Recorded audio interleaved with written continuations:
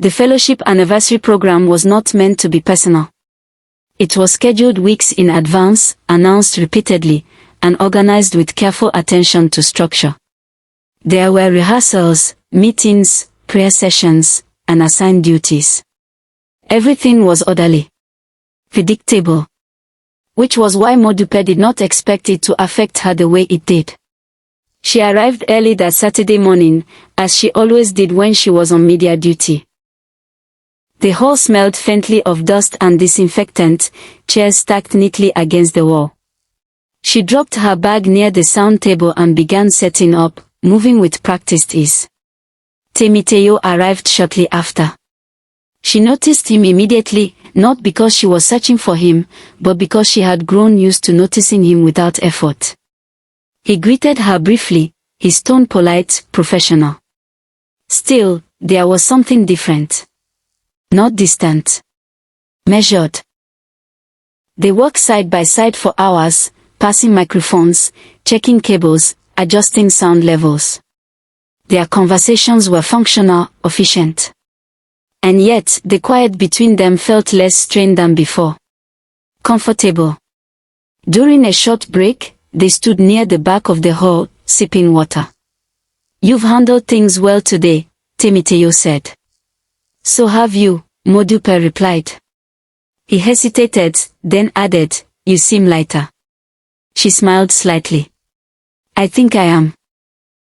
He nodded, understanding without needing explanation. As the program progressed, testimonies were shared, songs were sung, prayers were offered. The atmosphere was warm, steady. Not emotional in excess, but sincere. At one point, Modupe glanced up from the sound table and caught Temitayo watching the congregation quietly. She realized then how much she had learned about him without knowing his story fully.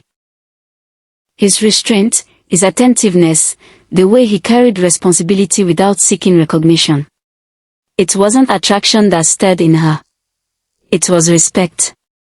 Later, during cleanup, a sudden power issue caused confusion. People spoke over one another, instructions overlapping. Temitayo stepped in calmly, directing tasks with clarity. "Modupe," he said, "can you check the backup cable?" "Yes," she responded immediately. Their coordination felt natural, almost instinctive. When everything settled, Temitayo exhaled softly. "Thank you," he said. "For what?" "For being steady." The word stayed with her. That evening, as they walked toward the gate with other members, Temitayo slowed his pace slightly to match hers. "I've been thinking," he said, carefully, "about how easily misunderstanding can grow when silence stretches too long." She nodded. "I've learned that too." "I'm glad we didn't let it stay that way," he added. "So am I." They stopped near the gate, others dispersing around them. "I don't want to rush anything," Temitayo continued. "But I also don't want to pretend that there isn't a connection worth respecting." Modupe felt her breath catch, but she stayed calm.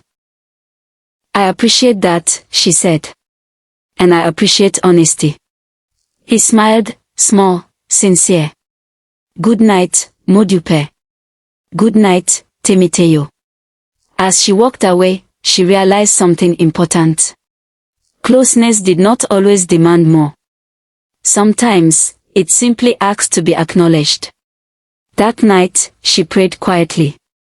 "God, thank you for teaching me that patience does not mean denial. It means discernment." She slept peacefully.